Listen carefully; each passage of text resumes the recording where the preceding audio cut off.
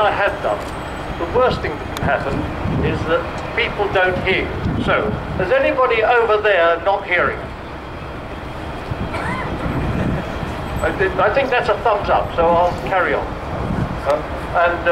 Well, Andy, you're very kind to let me come here today and to treat me in this way. It doesn't happen very often in a lifetime, and I'm thrilled to this. And GWR is a remarkable company, but also remarkable in being such a big factor in the ongoing success of this one vehicle. And it was quite properly called God's Wonderful Railway, and I think it deserves that. So I got one or two things to say, and particularly to repeat how grateful I am to GWR, and I'm sure all your colleagues know that. And I've got another couple of thank yous to add, if I may. The other one is to that bunch of railway enthusiasts, more than enthusiasts, nutters really, who there's probably 20 or so of them who spent years and years of their own time, their own energies, and effectively therefore their own money, and with certainly help from allies around, but that bunch of guys found that thing, that one over there, in sort of a fairly decrepit state on its way to the knackers yard. And they rescued it, and so from a historic point of view, it will, I think, last as long as its subsequent children, which are the HSTs, but it is a terrific achievement, and I think that group, which they call the 125 group, deserve a very particular thanks, and history, I'm sure, will show that. So that's the other thank you. And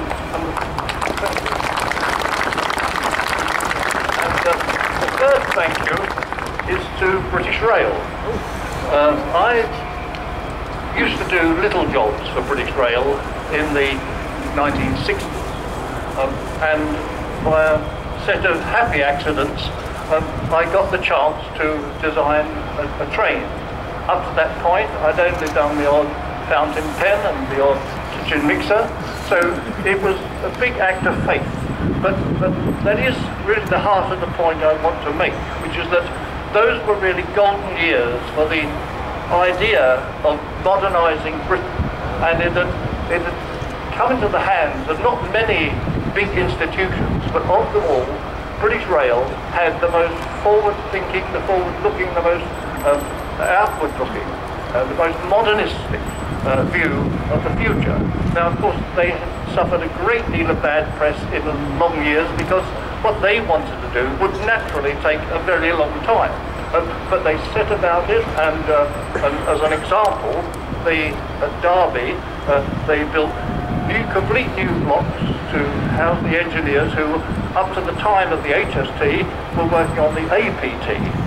And the HST, as you all know, came out of the, as it were, failure, or the seeming difficulty of making the APT into a real ongoing business. So the HST was born, and it came into the hands of some clearly wonderful engineers who, as remarks made a moment ago by Andy, who actually invested this train with such high caliber of design and engineering design that it's actually become one of the, not easiest, but a very important factor is the relative ease of maintenance of this fleet. So there's a big factor. But these were the golden years of design in this country. That's the 60s and 70s, and I started work on it in 68, I think, and eventually, as you know, it ran in the early 70s. But those were really amazing years. We saw other things, for example, signage, motorway signage. We take it for granted now, but it became a sort of a world standard, the quality of our motorway signage. And at the time, the railways were using other designers. One particular firm, DRU had originated this very, I think, absolutely brilliant device, the zigzag arrow, zigzag lines, and when you see it on the side of a vehicle in that form, it does show you why it became imitated right across Europe. The Dutch, the Danish, other railways actually virtually copied that 100%. So there's another example of British ingenuity and very, very elegant design thinking. And so that I'm not going on too long, I have one final anecdote for you. At the time I was working on the train, it was a brilliant summertime. And unlike today, I used to be really quite a flash dresser. And you know... No. Thank you. Put me off the stroke completely. But they were in a way, what I was talking on about British Rail and the dynamic of design in those years was clearly evident in terms of fashion and style and so on. So you had the King's Road and the flash dressers, including Grange. And at the time of the train, it was a wonderful summertime, wonderful sunny day, and I used to go regularly to Derby to you know, attend to all the umpteen details that was part and parcel of the design process. And at the time I used to be very fond of a pink suit made of denim, and I thought I looked pretty bloody smart in this suit. Anyway, so I used to go regularly up to Derby and we'd spend a happy day there. And about 2 years ago, so now jump on for a long, long time, but a couple of years ago, I was at some party or something there, and a chap came up to me, younger than I, and he said, you don't know me, but I was one of the engineers who worked on the HST in Derby. And he said, do you remember that office block you used to visit? And of course I did. And he said, well, our working floor was there, and the guard at the gate would let us know when you were coming. And you used to stride down the driveway in your pink suit, and we all went to the window just to take the pee out of it. Anyway, it was one of life's rich pleasures, the pink suit and everything that was going on at that time. Fantastic. Anyway, I'm greatly honoured, and that's more than enough for me. Thank you.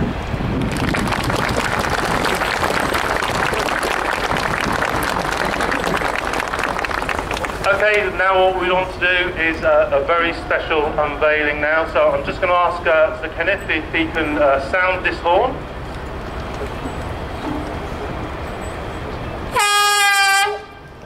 Thank you very much. And we should hear.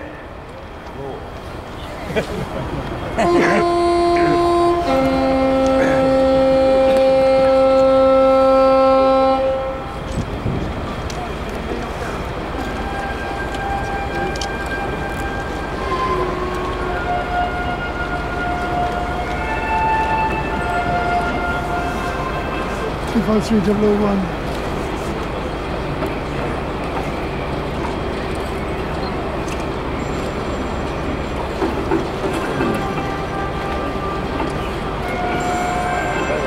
Pretty yellow.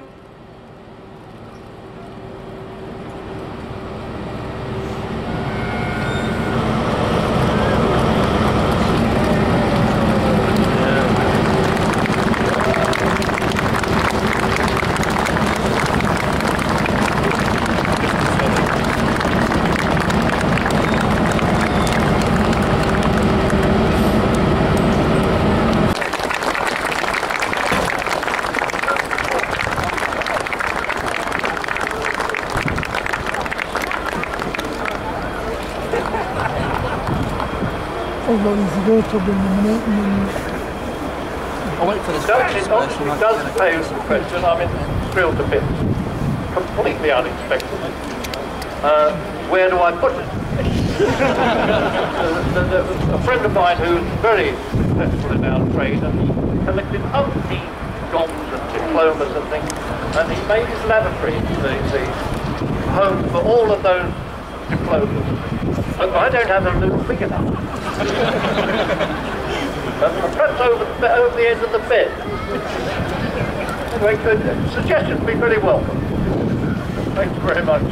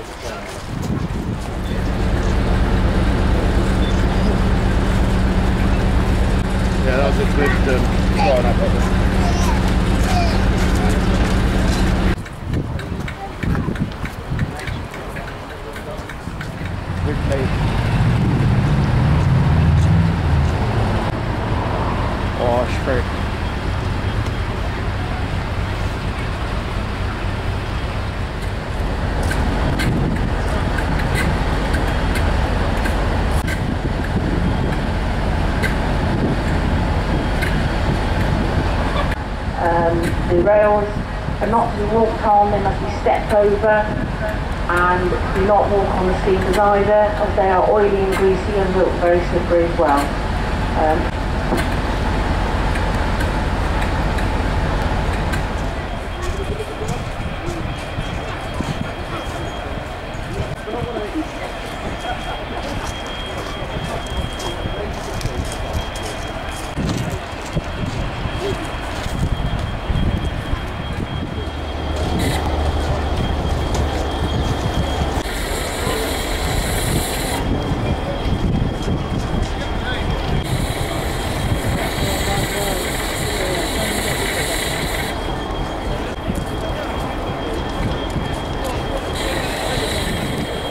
It's a cute train.